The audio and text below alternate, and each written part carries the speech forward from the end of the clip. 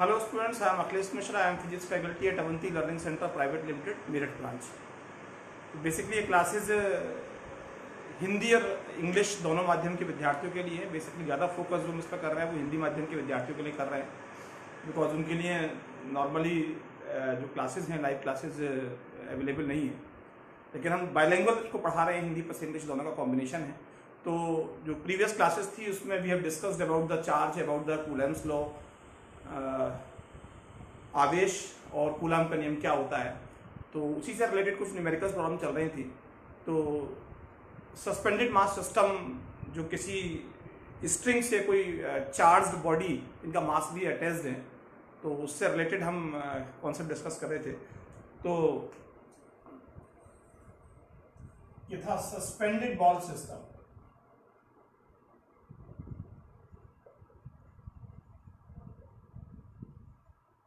Suspended ball system देखिए ऐसा है,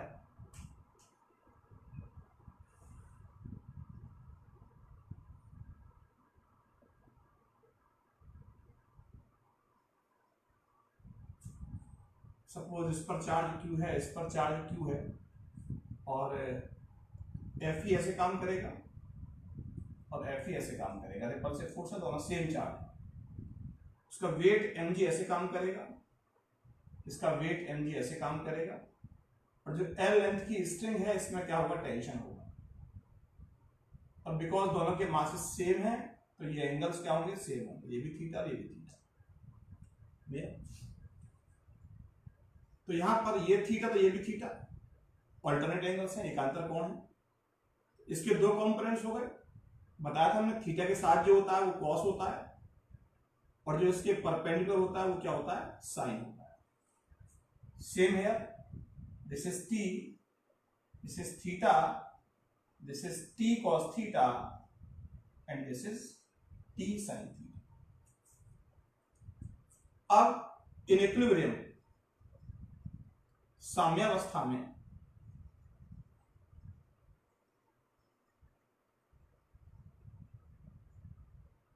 इक्विलिब्रियम में क्या हो गया कि ये इसके इक्वल, ये इसके इक्वल, पूरा सिस्टम इक्विलिब्रियम में है, कहीं कोई मूवमेंट नहीं हो रहा, साम्यावस्था है।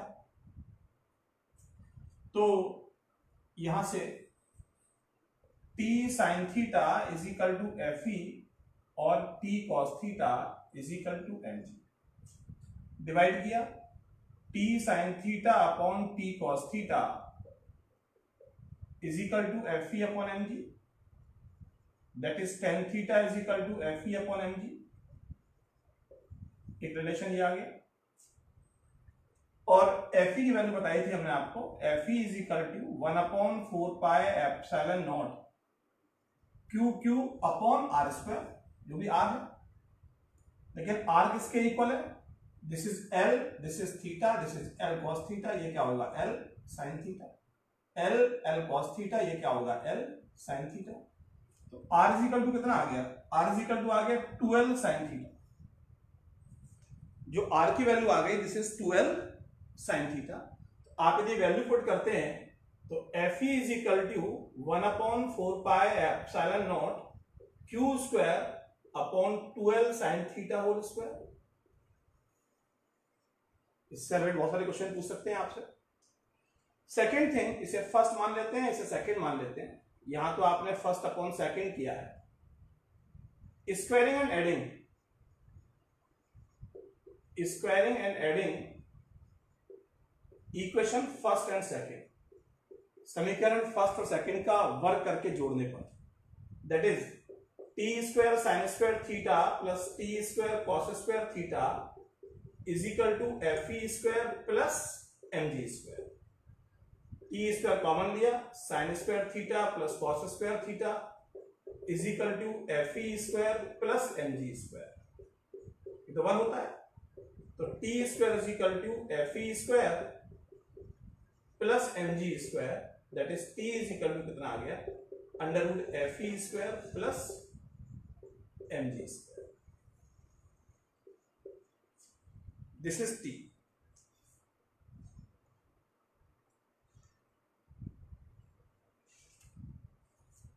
इसी में एक बात और डिस्कस कर रहा हूं मैं आपसे।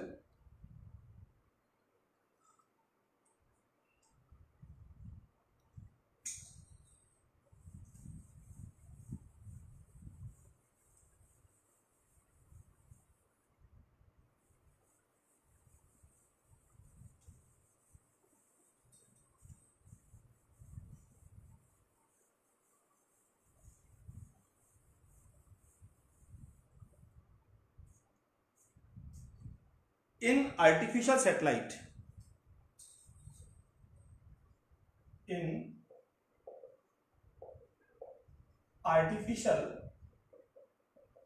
satellite, where there is no gravity, जहां कोई ग्रेविटी नहीं है, इसका मतलब जी कितना है, 0।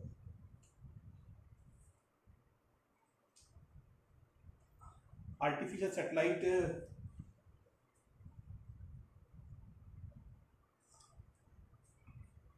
कृत्रिम उपग्रह,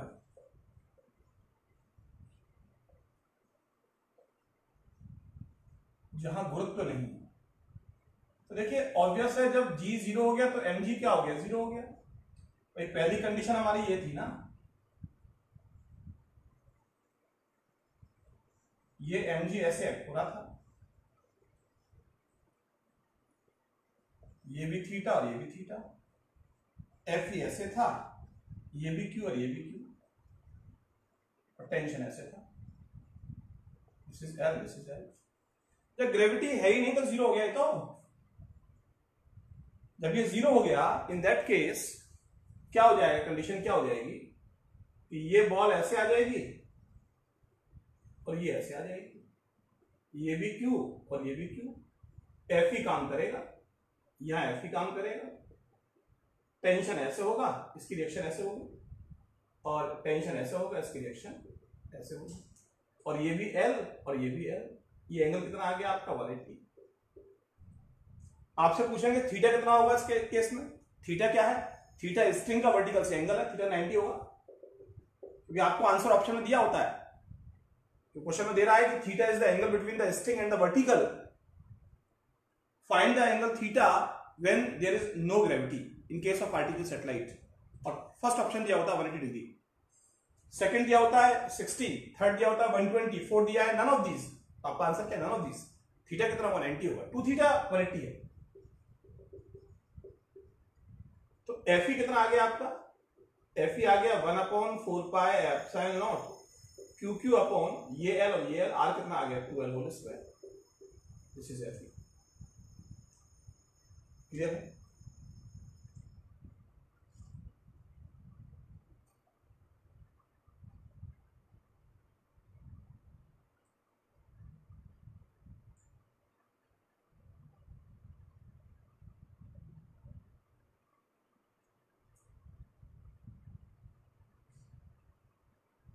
नेक्स्ट है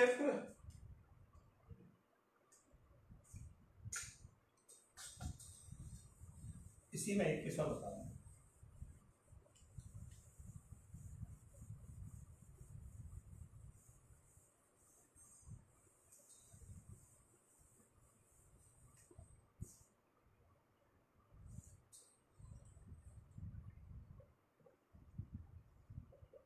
If theta is very small, तो tan थीटा कितना था हमारा, अभी निकाला था F E upon M G. Theta small है तो tan theta nearly equal to क्या आ गया, थीटा। तो थीटा इज इक्वल टू क्या आ गया, F E upon M G. अब यहां पर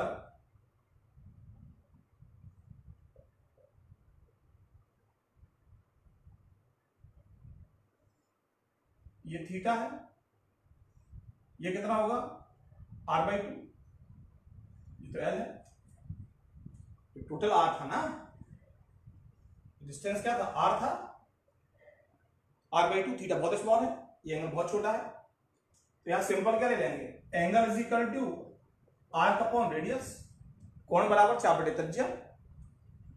थीटा इज इक्वल टू कितना आ गया, r/12। ये फर्स्ट, ये second, from first F E upon M G is equal to r upon 12। और एफ ई तो पता ही है आपको, F E is equal to 1/4 epsilon not Q Q upon X square.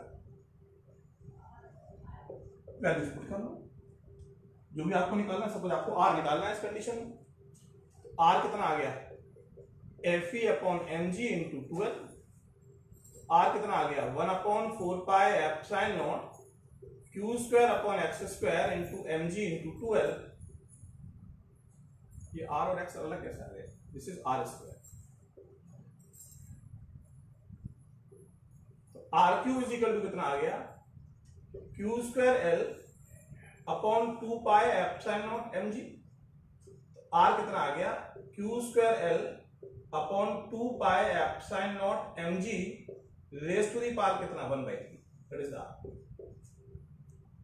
That is the distance between two charged particles.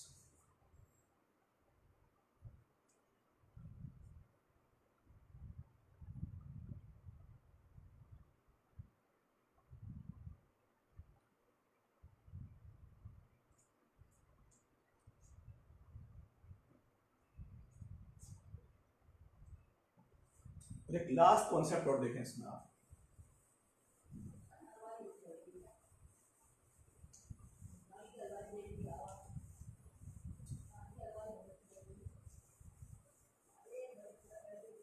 Last concept क्या है इसमें basically, यदि ऐसा हो जाए कि आपने बॉडी को सस्पेंड कर दिया,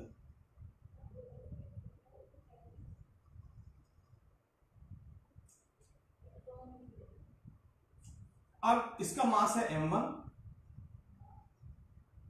और इसका मास है m2। ये सपोज Q1 Q2 है या Q1 सेम भी है, उसका फर्क नहीं पड़ता, Fe तो सेम ही आएगा दोनों तरफ। Fe तो K Q1 Q2 upon R square या K Q2 Q1 upon R square, Fe same आएगा, टेंशन है। अब ये एंगल सेम थोड़ी आएंगे। आप सोच के देखिए, यदि ये भारी है, इसका मास वेट ज्यादा है, इससे कम है, ऐसे झुक जाएगा। यदि m1 ज्यादा है तो ये झुकेगा ना। तो यदि m1 m2 से बड़ा है then beta is greater than क्या होगा, अल्फा होगा।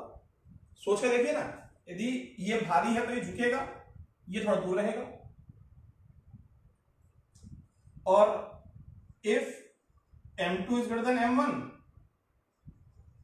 Then alpha is greater than beta, और if m1 is equal to m2 then alpha is equal to beta is equal to theta by 2। पूरा angle कितना है, थीटा, कितना होगा, theta by 2।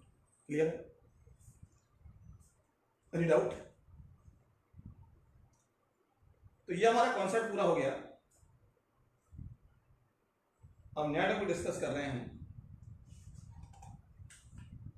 Continuous charge distribution.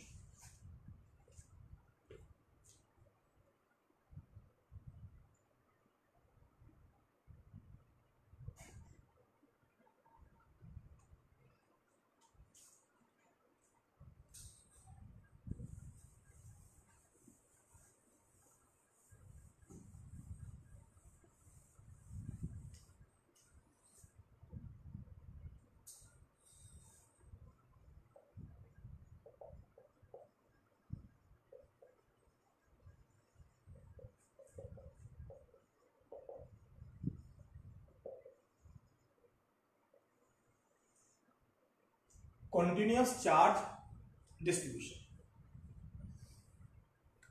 देखिए simple सी बात है कि ये Q1 है और ये Q2 है, सेपरेशन R है, फोर्स काम कर रहा है, ये इस पर फोर्स लगा रहा है, ये इस पर फोर्स लगा रहा है।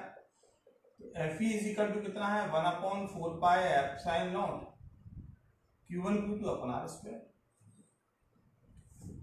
दो पॉइंट चार्जेस के लिए एप्लीकेबल है। यदि ऐसा हो जाए कि ये चार्ज Q1 है और ये कोई लाइन पर चार्ज का डिस्ट्रीब्यूशन है, पूरा चार्ज कितना है इस पर Q2 है और डिस्टेंस सपोज ये R है, यहां आपसे पूछता है, तो ये तो फॉर्मूला एप्लीकेबल हो नहीं सकता बिकॉज ये तो पॉइंट चार्ज है नहीं। तो इसमें आपको बहुत स्मॉल पार्ट dq लेना पड़ेगा और ये चार्ज इस पर फोर्स क्या लगाएगा, df is equal to 1/4πε0 q1 dq upon r square, और होल के लिए इंटीग्रेट करना पड़ेगा। इंटीग्रेशन में भी ये नहीं कि आप dq को क्यों लिख दें, बिकॉज r तो हर पार्ट के लिए अलग अलग होगा ना। वो प्रॉब्लम कैसे डिस्कस करेंगे वो बात की बात है, लेकिन फिलहाल यदि चार्ज का डिस्ट्रीब्यूशन किसी लाइन पर है या चार्ज का डिस्ट्रीब्यूशन किसी एरिया पर है, कोई कंडक्टिंग स्फीयर है, कोई चालक है, उस पर आवेश का वितरण है, या किसी वॉल्यूम में चार्ज का डिस्ट्रीब्यूशन है, नॉन कंडक्टिंग बॉडी है, किसी आयतन में जो अचालक कोई पदार्थ है उसके आयतन में आवेश का वितरण है, तीन कंडीशंस आएंगी। तो उन तीनों को हम डिस्कस कर रहे हैं। पहला है इसमें linear charge distribution. Linear charge distribution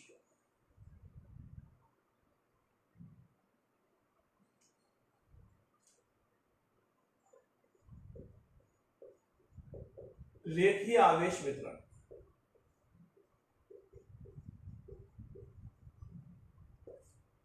किसी लाइन पर आवेश का वितरण है, तो ऐसी कंडीशन में आपको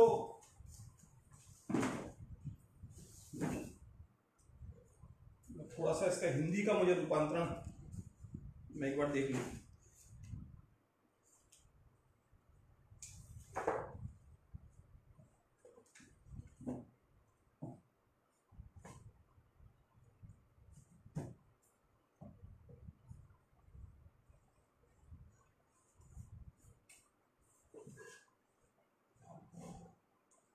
चलिए खैर, देखिए आवेश वितरण अभी मैं दोबारा देखूंगा एक बार। तो यहां पर यदि लाइन पर चार्ज का डिस्ट्रीब्यूशन है, L लेंथ है और Q चार्ज है, तो लीनियर चार्ज डेंसिटी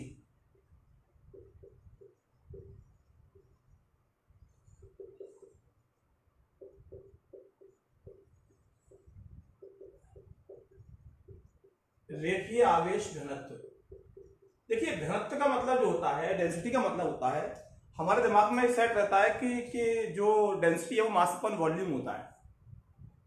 कि डेंसिटी का मतलब क्या होता है, मास अपॉन वॉल्यूम होता है। डेफिनेट वॉल्यूम में जो मास है वो डेंसिटी है। जो घनत्व होता है एकांक आयतन में का जो द्रव्यमान होता है उसे हम घनत्व बोलते हैं। लेकिन डिपेंड करता है ना, बिकॉज जो मास होता है वॉल्यूम के अंदर होता है, द्रव्यमान होता है आयतन के अंदर होता है, इसलिए हम घनत्व में द्रव्यमान बटे आयतन लेते हैं, मास अपन वॉल्यूम लेते हैं। यहां पर डेंसिटी का मतलब जो चार्ज है वो किस पर है, लेंथ पर है, लंबाई पर है आवेश का वितरण। तो यहां लीनियर चार्ज डेंसिटी क्या लेंगे हम, lambda is equal to Q upon L. आवेश अगर है ना, तो आवेश है किस पर, लाइन पर है। होता एरिया में तो क्यू अपॉन ए होता वॉल्यूम में आयतन में तो क्यू अपॉन वी होता। मेरी बात समझ रहे हैं। यदि मैं स्मॉल पार्ट ले लूं, लेंथ dl है और चार्ज dq है, तो लैम्डा इज इक्वल टू क्या आ गया मेरा, dq अपॉन dl। तो dq कितना आ गया मेरा, लैम्डा dl। यूनिट क्या आ गया इसका, कूलम पर मीटर। आप मेरी बात समझ रहे हैं। यहां पर मैं आर की बात नहीं कर रहा, यहां पर जो dq लेंगे वो कितना लेंगे, लैम्डा dl। हमें हर क्वेश्चन के अंदर dq सर्च करना है, तभी हमारी प्रॉब्लम सॉल्व होंगी। नेक्स्ट है, ये लीनियर चार्ज डिस्ट्रीब्यूशन था। अब surface charge distribution.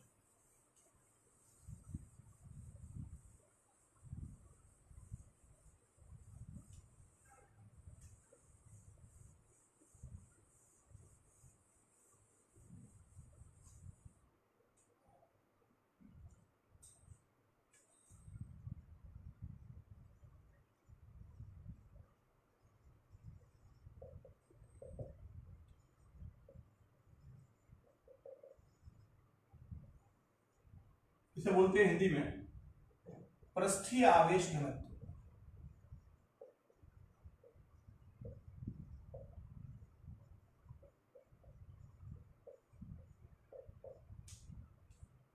Surface charge distribution वही है, कोई सरफेस है, इस सरफेस पर चार्ज का डिस्ट्रीब्यूशन है।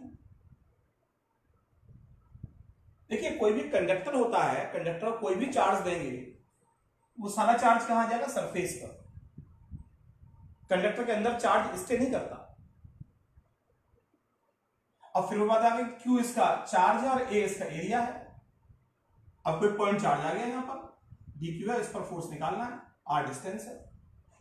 पॉइंट चार्ज तो है नहीं, तो हम क्या लेंगे? यहां पर डी क्यू लेंगे।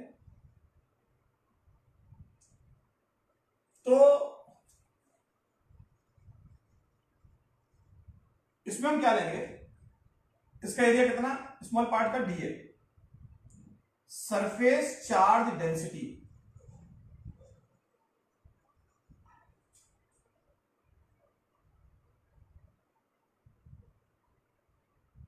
पृष्ठीय आवेश वितरण। सरफेस चार्ज डेंसिटी क्या हो गया? पृष्ठीय आवेश घनत्व।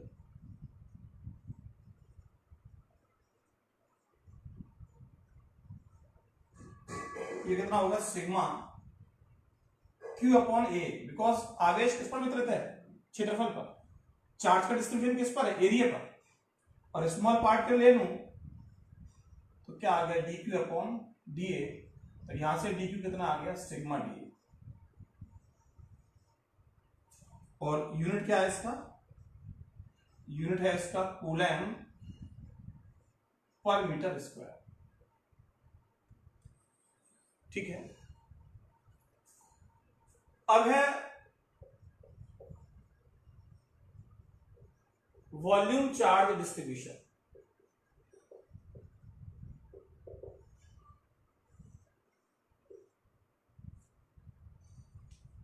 आयतन में आवेश का वितरण है। आयतन आवेश वितरण,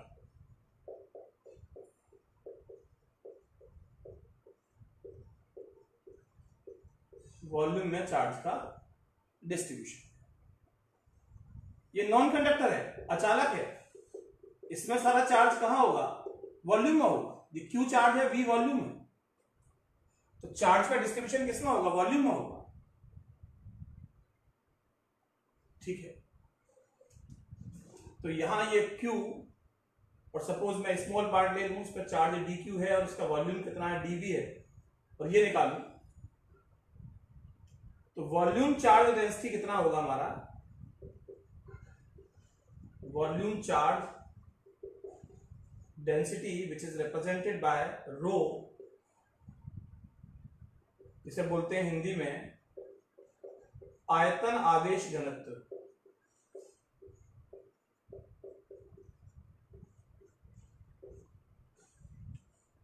तो रो कितना आ गया? रो आ गया वही Q अपॉन V, या रो कितना आ गया? डी क्यू अपॉन डीवी, और यहां से डी क्यू कितना आ गया? रो डीवी, और यूनिट कितना आ गया इसका? कूलम पर metre cube. This is the unit. आप मेरी बात समझे होंगे। देखिए कुछ नहीं करना, आप एक बेसिक बात समझना, और इसका बहुत बड़ा एप्लीकेशन आएगा आगे पूरे इलेक्ट्रिक फील्ड के अंदर भी।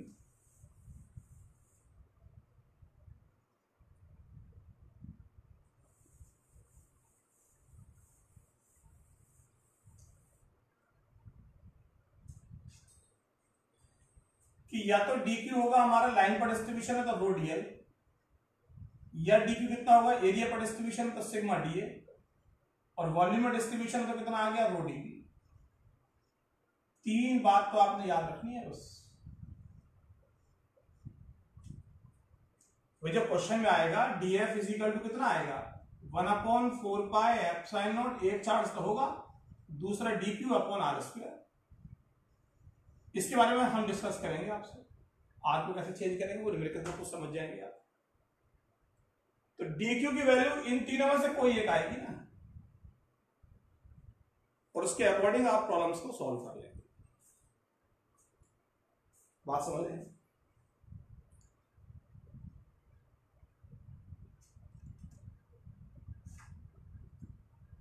मैं एक दो क्वेश्चन से आपको समझाने की कोशिश कर रहा हूं उसे। देखिए,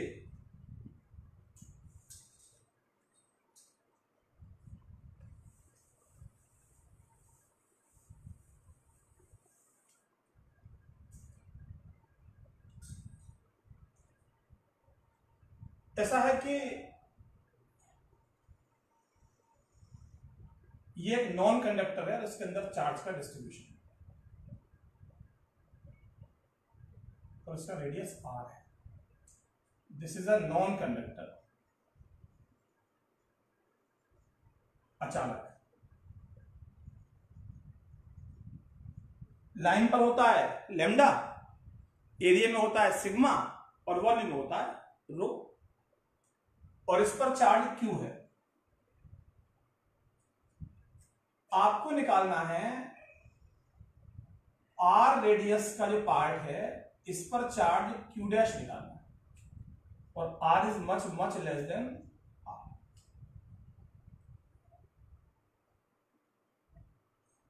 ठीक है, और आवेश समान रूप से वितरित है।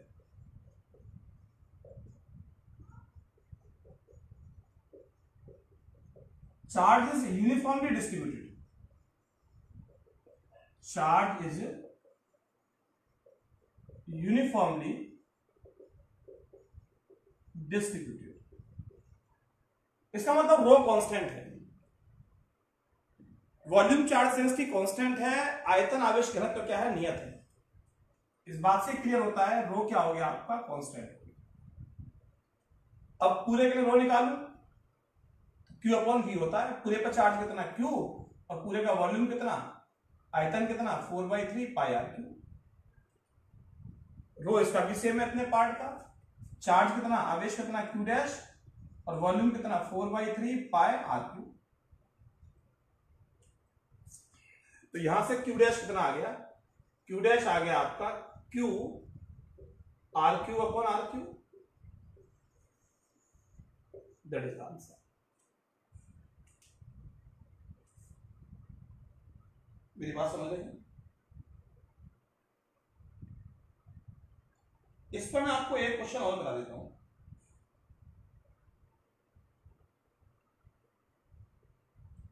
फिर टॉपिक हमारा कंप्लीट हो जाएगा।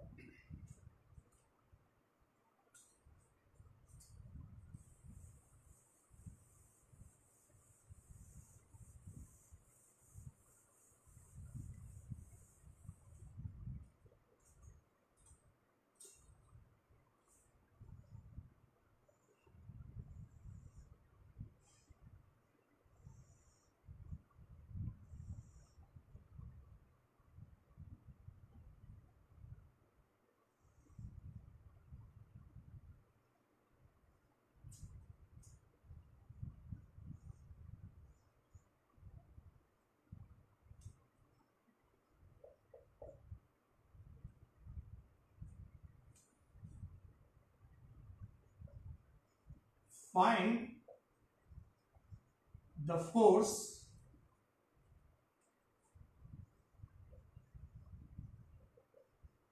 on the given rod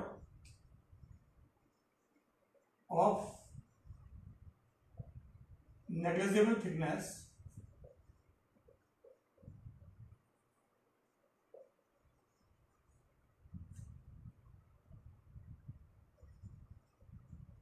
due two plus Q charge. इस आवेश के कारण इस रॉड पर फोर्स निकालना है। आप मेरी बात समझे भाई? ये तो लगा नहीं सकता कि मैं F is equal to 1/4 pi epsilon not QQ upon R square, ये तो लग ही नहीं सकता। बिकॉज ये जो चार्ज है, चार्ज तो पूरे पर डिस्ट्रीब्यूटेड है इसका। ये डिस्टेंस अलग है, ये डिस्टेंस अलग है, ये डिस्टेंस अलग है, सारे डिस्टेंसेस क्या अलग अलग है। आर क्या लूंगा मैं? तो ऐसी कंडीशन में इंटीग्रेशन की हेल्प लेनी पड़ती है। ये आपने स्मॉल पार्ट ले लिया जिसकी थिकनेस कितनी है, dx, और ये डिस्टेंस कितना है आपका यहां से यहां तक, x। अब ये तो पॉइंट चार्ज हो गया ना, बिंदु आवेश हो गया ना, बहुत स्मॉल है। dx का मतलब मैंने बताया था पहले आपको, x यदि 100 है तो dx का मतलब 0.0001, बहुत स्मॉल है। तो आपके पास क्वेश्चन क्या बन गया, एक ये q है और ये dq है, इसका चार्ज कितना हो गया, dq हो गया, और डिस्टेंस कितना है, x। इसकी वजह से इस पर फोर्स कितना आ गया, स्मॉल फोर्स आ गया, dF is equal to 1/4 pi epsilon not q dq upon x square. अब इस पर चार्ज का दिया हुआ है, चार्ज का डिस्ट्रीब्यूशन किस पर है, लेंथ पर है, ऑब्वियस है। और हमने बताया था लैम्डा इज इक्वल टू क्या होगा, dq बाई dx, पूरे के लिए q अपॉन l, स्मॉल के लिए dq अपॉन dx। तो यहां से dq कितना आ गया आपका, लैम्डा dx। तो यहां से df कितना आ गया आपका, df आ गया 1/4 pi epsilon not q lambda dx upon X square. अब x तो वेरिएबल है, इसके लिए x कुछ और है, इसके लिए x कुछ और है, इसके लिए x कुछ और है, तो आपको इंटीग्रेट कर लें sir. 1/4 pi epsilon not q lambda dx upon X square, limit तो इसकी लेंगे ना। तो ये कितना डिस्टेंस a इस कोने का, और उसे कोने इसका कितना है इस वाले का, ये a और ये l, a प्लस l। भाई यहां से लेके यहां तक लेंगे ना, तो जनरल x दिया हुआ है आपको, ये कितना दिया है a, ये कितना दिया है a प्लस l, तो a से कितना आ गया, a प्लस l, ठीक है। तो यहां से f कितना आ गया, 1/4 pi epsilon not q lambda तो कांस्टेंट है, x minus 2 dx a to a plus l। Board में बहुत ज्यादा इतनी डेप्थ का क्वेश्चन नहीं पूछता है, बट फिर भी आपको ये आना बहुत जरूरी है। अब इसे हमने इंटीग्रेट करना है, f is equal to q lambda upon 4 pi epsilon naught, हम क्या करते हैं, पार में 1 ऐड करते हैं और पार को s से लिखते हैं। लिमिट कहां से कहां तक हो गई, a to a plus l, minus यहां आ जाएगा, f is equal to minus q lambda upon 4 pi epsilon naught 1 upon x है, a to a plus l। f कितना आ गया, minus q lambda upon 4 pi epsilon naught, पहले रखेंगे upper limit x के प्लेस पर, माइनस लोअर लिमिट। तो यहां से f कितना आ गया आपका, minus q lambda upon 4 pi epsilon not a minus l upon a into a plus l, a से a कैंसिल हो गया, माइनस से माइनस कैंसिल हो गया, तो q lambda l upon 4 pi epsilon not a into a plus l, that is the answer. इसको सीखना बेटा आप लोगों के लिए बहुत जरूरी है। देखिए विदाउट इंटीग्रेशन यदि आप ये सोच के बच के निकलना चाहते हैं कि इंटीग्रेशन के बिना काम चल जाएगा, नॉर्मली जिन बच्चों का 11th है उतना स्ट्रॉन्ग नहीं होता, बेसिक मैथ्स नहीं पढ़ते, परेशानी आती है। मैंने बताया भी था आपको, अपना नंबर भी नोट कराया था। आपको जहां भी परेशानी आती है, आपको लगता है कि हमें कैलकुलस उस लेवल पर नहीं आती है, इस तरह की प्रॉब्लम्स को हम समझ ही नहीं पाते, वो क्या रहा है इसके अंदर, बहुत बेसिक प्रॉब्लम है हर बच्चे की, आप परेशान ना हो इंडिविजुअली, हर बच्चे की बेसिक प्रॉब्लम है ये। आप मुझे इंडिविजुअल कॉल कर लें, मैं आपको उस लेक्चर का लिंक दे दूंगा जिसमें हमने कैलकुलस को बिल्कुल बेसिक से समझाया हुआ है। तो वहां से आप जितना 11th का, और ज्यादा प्रॉब्लम आती है जो बायो बैकग्राउंड के बच्चे होते हैं, उनके अंदर साइकोलॉजिकल प्रॉब्लम भी होती है इस बात को लेकर के हमें मैथ्स नहीं आता, कि मैथ्स जो जितनी जरूरत है मैथ्स की वो बहुत छोटा सा मैथ्स है, वो हार्डली 5% मैथ्स है जो बेसिक टोटल मैथ्स का है। यदि आपने उस मैथ्स को समझ लिया तो आपकी प्रॉब्लम अपने आप रिमूव हो जाएंगी। तो ऐसे क्वेश्चंस को देखना आपको कि पहले आपने स्मॉल पार्ट के लिए निकाल लिया, क्योंकि ये फॉर्मूला केवल पॉइंट चार्ज के लिए एप्लीकेबल है, बिंदु आवेश के लिए है। अभी बिंदु आवेश तो है नहीं, पूरा बहुत बड़ा चार्ज है, तो स्मॉल पार्ट ले लिया। इसमें चार्ज का मान लिया आपने dq और इसकी थिकनेस का मान लिया आपने, लेंथ का मान लिया आपने dx, लगा दिया हमने कूलम्ब्स लॉ। पहली कंडीशन बताई थी कि चार्ज स्टैटिक हो, विरामावस्था में हो, और पॉइंट चार्ज बिंदु आवेश हो, इसका अपना साइज डिस्टेंस के कंपैरेटिवली क्या हो, नेग्लिजिबल हो।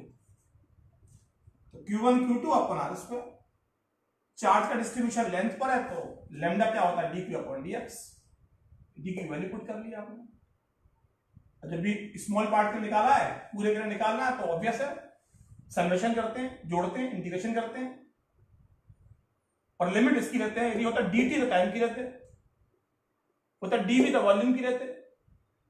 एक्स डिस्टेंस दिया ना हमने, ये कितना a, ये कितना a प्लस एल, तो a से लेकर कहां तक, a से लेकर a प्लस एल तक। फिर तो मेथड है इंटीग्रेशन का, पार में 1 ऐड करते हैं और पार को ऐसे लिखते हैं। इसके प्लेस पर पहले अपर लिमिट रखते हैं a plus L, minus sign लगाते हैं और एक्स के प्लेस पे क्या रखते हैं, लोअर लिमिट रखते हैं। बाकी तो कैलकुलेशन आपकी बात समझ। तो इसको अच्छे समझे, जहां भी आपको डाउट्स हो, जो भी चीजें बेटा अभी कितने मंथ्स तक ये लॉकडाउन चलेगा कुछ नहीं कह सकते। जितना सीख लोगे उतना आपको बेनिफिट मिलेगा, और हमारी पूरी टीम, सारे टीचर्स आपको हेल्प करने के लिए रेडी हैं। आप जब भी, काफी बच्चे व्हाट्सएप पर अपनी प्रॉब्लम्स भेजते हैं, हम लोग सॉल्व करके उनको वापस उनको भेज देते हैं। तो आपको जहां भी कहीं भी कोई इश्यू आता है, कहीं प्रॉब्लम आती है, तो सभी लोग आपको पूरा हेल्प करेंगे और उस पर मेहनत करें, रिजल्ट अच्छे आएंगे।